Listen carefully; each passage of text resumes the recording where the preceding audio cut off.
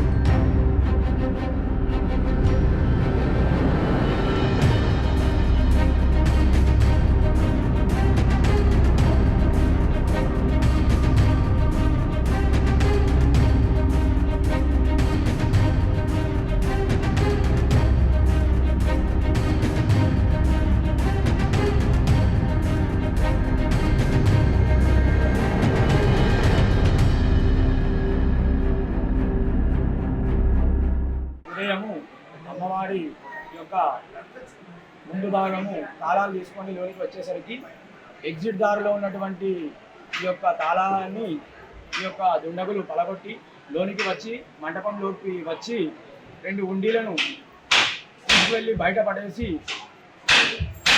వెళ్ళడం జరిగింది.